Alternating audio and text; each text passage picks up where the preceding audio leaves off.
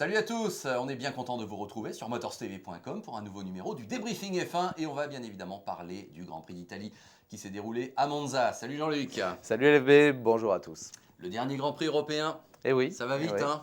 Ça va très très vite. C'est Ah. vrai que notre vieux continent va Oui. être abandonné maintenant. Ils vont partir au loin, Singapour la nuit. C'est nuit folle. Enfin bon.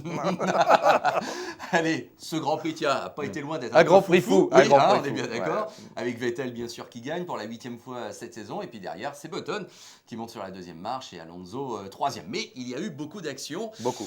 Et d'ailleurs, ça avait commencé très fort, hein, avec un beau strike dès le départ de Liuzzi, qui est pas mal en bowling, me disait un collaborateur. Oui, c'est pas mal. C'est plutôt ça. Bah, écoute, je ne sais pas ce qu'il lui a pris. Là, bon, ça a des erreurs. Hein. Pourtant, il est expérimenté. Liuzzi, il était en toute fin de. On sait très bien que ce n'est pas sur le premier freinage qu'on refait son retard dans ces conditions-là. Est-ce qu'il a été touché? Est-ce qu'ils se sont frictionnés un petit peu, notamment avec Ricciardo qui était à ses côtés? Bon, on ne sait pas. En tout cas, la faute lui incombe, puisque tu sais qu'il a été pénalisé postérieurement au Grand Prix. On sait qu'il aura 5 places de retard. Alors que, comme disait Antoine Arlot, c'est pas de l'humour. Sur AMC après, il partira dernier. Bon, de toute façon, il part dernier, donc c'est pas très. Bon, enfin, c'est du mauvais humour. Bon. Voilà. Alors Vettel, c'est vrai qu'Hamilton avait dit après la qualif qu'il était intouchable. J'ai l'impression que l'adjectif est aussi resté, peut être appliqué à Vettel au long de la course, même si Alonso a pris un superbe départ, magnifique. Après, on a eu le sentiment que Vettel était intouchable, non? Écoute, il est sidérant. Il est impressionnant et je crois encore plus pour Mark Webber que pour tout le monde, puisque rappelons que Mark Webber évidemment dispose de la même mécanique, de la même équipe, du même package au départ. Alors la manière de l'exploiter de Sébastien Vettel est tout à fait exceptionnelle parce que pareil, la pole en qualif, alors que Mark Webber n'est que 5e, la différence est quand même énorme. Ça se joue déjà là et après on voit malheureusement Webber éliminé prématurément avec un accrochage, une friction avec Massa, donc ça part mal. Et là Vettel... et puis on voit que ce sont des joies, même pour lui, sont des joies simples. Je veux dire, il est heureux, c'est là qu'il a triomphé, on le rappelle évidemment en 2008, hein, c'est là qu'il a signé sa première pole, mais dans des conditions radicalement différentes, sous la pluie, sous le déluge. Et là, je crois qu'il leur met un coup sur la calebasse, il n'y a pas d'autre mot. Donc à partir du moment où effectivement la menace Alonso est écartée, on va y revenir, et bien après effectivement, il s'impose au commandement et là il creuse son écart. Faut pas croire que c'est facile, hein. C'est toujours, les gens heureux n'ont pas d'histoire, je ne crois pas que ce soit facile, mais je crois que c'est impressionnant. Voilà. Bon. Alors, une petite question quand même technique, parce qu'on faisait grand cas de ces fameux rapports de boîte très courts de la part de Vettel, et ses adversaires disaient non, mais il a 15 km/h moins vite que nous en ligne droite, donc avec le DRS, tout ça, on va le doubler. Vettel a du souci à se faire en course. Bah, pas du tout.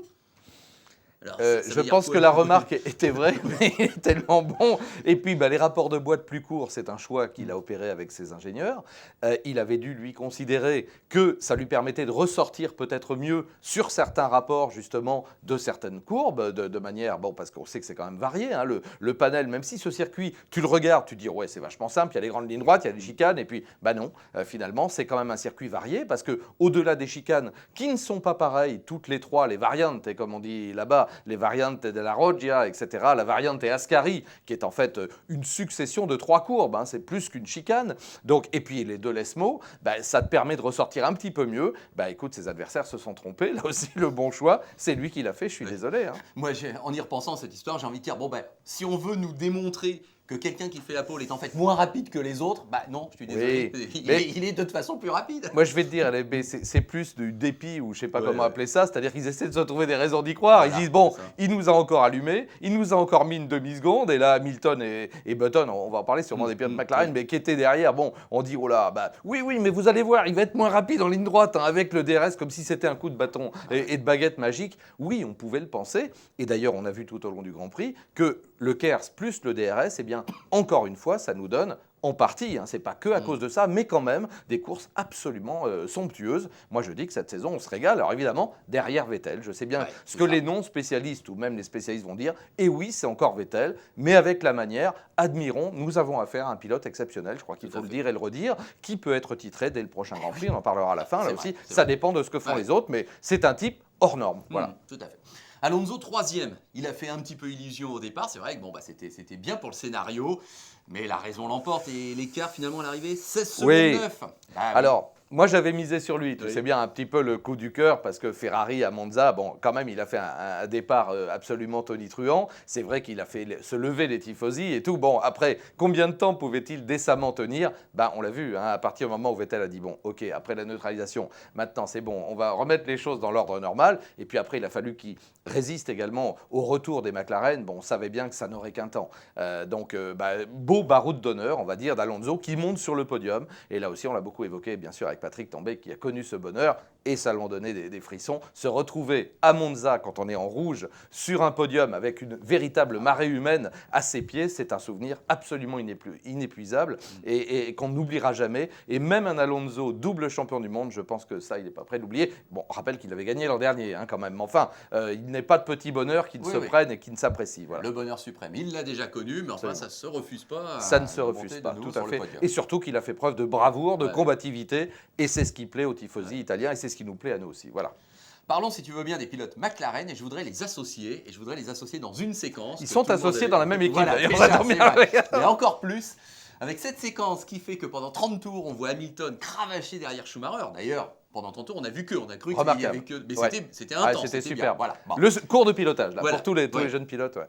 Bon, et puis Button arrive à ramarrer ce duo, et Button montre à Hamilton, j'ai envie de dire pratiquement, mais regarde comment on fait, c'est exactement ça. C'est exactement ça. Je double Schumacher, alors que le pauvre Hamilton s'escrime depuis 30 tours à le faire.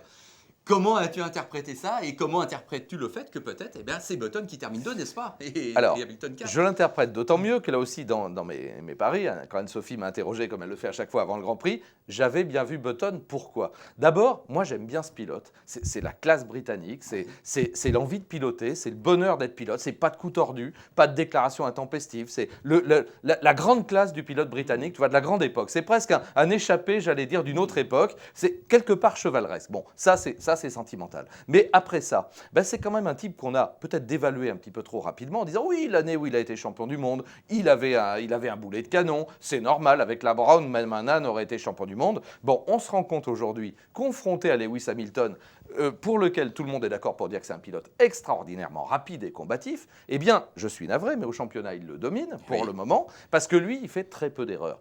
Et moi, en début de course, quand j'ai vu les deux autres s'arsouiller, parce qu'il n'y avait pas d'autres mots, et qu'effectivement, ça prenait du temps, et que ça usait, et que mon Button derrière, qui ne fait pas de bruit, fidèle à sa technique, ne tapait pas dans ses pneus, conservait son potentiel, conservait sa machine intacte, ne restait pas trop longtemps dans les turbulences, parce que tu sais bien que là aussi, il y a tout un tas de phénomènes parasites, hein, au-delà des perturbations aérodynamiques en tant que telles, à 300, 350 km/h, tu as les boulettes de gomme qui montent dans les radiateurs, le pilote n'est pas bien, tu as le moteur. Bon, il y a plein de choses qui se passent. Lui, non, il est arrivé, il s'est rapproché, j'allais dire, subrepticement dans le sillage de son équipier, et paf, à un moment, lors d'une attaque d'Hamilton avortée, lui, il a d'abord passé Hamilton, et comme il ne faut pas perdre de temps dans ces cas-là, alors est-ce qu'on l'a aidé à passer? Est-ce qu'effectivement, quelque part, Schumacher a favorisé aussi son dépassement?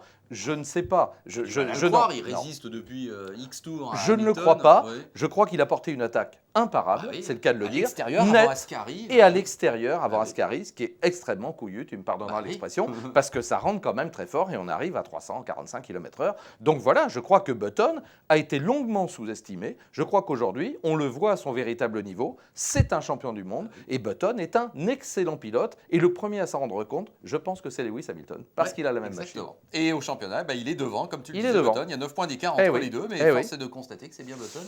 Et il peut encore terminer vice-champion du monde. Tout à fait. Voilà. Bon, donc je pense qu'on voudra bien le conserver chez McLaren. Je pense qu'on va vouloir le conserver, à mon avis. Si on détaille le classement, Schumacher, on vient d'en parler. Bon, c'est vrai qu'il s'est montré. Massa, je le mets un peu à part parce qu'il est un peu isolé, 6e. Je voulais en arriver au second couteau, peut-être, j'emploie cette expression, mais qui là ont sorti leur épingle du jeu et qui se classent formidablement bien dans les points. Alguersuari 7. Di Resta 8, Senna 9, j'ai envie de les associer, ces trois. On aurait peut-être même pu associer Pérez, dommage, il a dû abandonner. Mais ils sont montrés, ces pilotes. Si tu veux bien, un mot sur Schumacher pour pas qu'on meue et qu'on nous reproche de l'avoir passé trop vite. Oui. Il a combattu vraiment bravement, c'était remarquable. On savait qu'il n'avait pas la machine, mais il s'est battu comme un beau diable. Il est resté viril mais correct, c'est l'expression, on est en plein rugby. Et donc, une petite manœuvre à un moment donné, mais bon, d'ailleurs Brown l'a un peu soufflé dans la radio en lui disant laisse de la place à ton adversaire, etc. Mais moi, j'ai pas vu les coups tordus qu'on avait vus dans le passé. Il a été courageux. Bref, ça y est, on a remis Michael Schumacher dans la monoplace. place à la place de Ralph, et ça, c'est une très bonne nouvelle. Bon, ça y est, je l'ai dit. Maintenant, tu me parles des jeunes pilotes. Tu me parles des jeunes pilotes. Ben écoute, oui. Alors, je crois qu'il va falloir se dire qu'Alguerçari est décidément un bon, parce que tu sais qu'il y a une compétition qui est vraiment aiguë chez Toro Rosso, parce qu'il y a au moins 2 charognards derrière. Il y en a un qui est déjà sur la grille de départ. Il s'appelle Daniel Ricciardo, c'est l'Australien, qui fait rien ou pas grand-chose chez On HRT. attend un petit déclic là, Ouais, qui vient ouais. peut-être pas On tout aimerait à- qu'il soit bien meilleur que ouais, Liuzzi, ça vient pas pour le moment. Hein. Donc ça, c'est le premier point. Et puis de l'autre, il s'appelle Jean-Éric Vergne, dont on dit que peut-être il pourrait être dans le baquet avant la fin de la saison, le vendredi matin, d'une des monoplaces. Et au vu du résultat, là aussi, je suis désolé, ce sera plutôt celle de Buemi, qui est peut-être un petit peu en danger que celle d'Alguerçari. Donc voilà, Alguerçari, super. Paul Di Resta, on savait qu'il était bon. Confirmation qu'il est vraiment bon. Et puis Bruno Senna, on en parle peut-être. Les 2 points de Bruno Senna. Oui. Écoute, ça fait plaisir. Moi, un Senna, d'abord, c'est un type très sympathique. C'est un type talentueux. Là aussi, peut-être mal jugé trop longtemps, parce que son intermède en endurance, parce que on disait il est gentil, mais il n'est pas rapide. Là, il démontre, en tout cas, il a déjà pris la mesure de Petrov, même si en qualif, Petrov était très bien. Ouais, et c'est pas de sa faute. Tous les deux. Et c'est pas de sa faute s'il est éliminé, mais je veux dire, là, il fait 2 très belles courses, parce que là aussi, il s'arrête après le premier tour, il y a un petit problème, il change de pneus, stratégie décalée, il termine avec les pneus tendres, et ça, moi, je l'avais signalé dès le début en disant, attention, il a déjà usé les durs, lui, donc il est tranquille, et il avait préservé un train aux essais, donc il a bien joué stratégiquement pour la course, il en recueille les résultats. Moi, je suis ravi de voir un Senna à nouveau dans les points. Il y a une image qui ne trompe pas, c'est quand il double Buemi à un moment donné en fin de course pour aller encore plus assurer sa place dans les points. Il y a des applaudissements dans le sein d'équipe. Et je suis pas sûr que pour tout le monde, dans toutes les équipes, quand un pilote maison dépasse un autre, on applaudisse. Là, on sent qu'il a trouvé sa place. Je l'ai dit, c'est un garçon sympathique, c'est un garçon humain. C'est peut-être pas encore, mais ça peut venir avec le goût. C'est peut-être pas un killer, c'est peut-être un peu ce qui lui manque, mais là aussi, dissocier l'image, j'allais dire, en dehors du baquet, de l'image du pilote en course. En course, ma foi, il a fait 2 grands prix. Formidable, jusque-là. C'est pas facile de commencer à Spa et à Monza. Puis la pression, bon, maintenant on sait qu'il va au bout de la saison. On l'a dit et redit, évidemment, il a apporté les sponsors, mais ça on s'y attendait. 4 annonceurs nouveaux, dont 2 directement par lui qui viennent du Brésil. Bon, on savait bien que le choix, il était aussi financier, mais tant mieux. Moi j'adore, comme pour Pérez, un mot aussi de Pérez qui a été brave. Eh bien, j'aime bien quand les jeunes pilotes non seulement sont soutenus financièrement, mais relèvent le gant et méritent leur baquet. Et là, Bruno Senna, incontestablement, le mérite. Voilà. Pour conclure en 30 secondes, Jean-Luc, donc, Vettel peut effectivement être champion du monde dès le prochain Grand Prix à Singapour. Est-ce qu'il faut à la rigueur le lui souhaiter le plus vite possible et puis ensuite ça sera que du bonus parce que la fin de saison sera peut-être un petit peu plus libérée pour tout le monde? Comment toi tu vois ça? Non, j'adore Vettel encore une fois, vraiment, parce qu'en plus lui aussi c'est un type sympa, mais non, le plus tard possible, parce que ça maintient le suspense, parce que derrière on a la bande des 4 qui s'arsouille pour essayer d'avoir la place de vice-champion, et ma foi j'aimerais bien que la série triomphale de Vettel s'interrompe, même si j'ai beaucoup de respect, beaucoup d'admiration. Il en est quand même par parenthèse à 10 pôles, le record c'était Mansell avec 14, avec moins de Grands Prix au compteur dans ces années-là. De mémoire, il y en avait 15 ou 16, et donc Mansell, 14 pôles. Bon, lui, il en est à 10 pôles pour le moment, sur 13. Donc, on est 14, 15, 16, 17, 18, 19, 6 Grands Prix. Donc, il peut battre le record. Mais je ne le souhaite pas, quelque part, parce que j'aime le sport. Bon, ça ira pas jusqu'au dernier Grand Prix. Il ne faut pas se voiler la face, mais si ça pouvait attendre 2-3 Grands Prix encore, ça ne me gênerait pas. Voilà. Voilà, et bien écoutez, donc on se retrouve dans 15 jours, le Grand Prix de Singapour, qu'on aime bien, qui a bien trouvé sa place aussi dans le calendrier. Tout à fait. Un peu hors norme et exigeant physiquement, et un rendez-vous qu'on loupera pas. Qu'on apprécie. Voilà. Merci de votre attention, merci à nos partenaires de F1-directo.com, et puis vous savez que vous pouvez suivre la Formule 1, le WRC aussi en live. Ça a été chaud ce week-end aussi, mais c'est un autre débat. Voilà, ça, vous pouvez suivre ça aussi sur l'antenne, bien sûr. Merci Jean-Luc. Merci LFB. Allez, à bientôt. Salut à tous.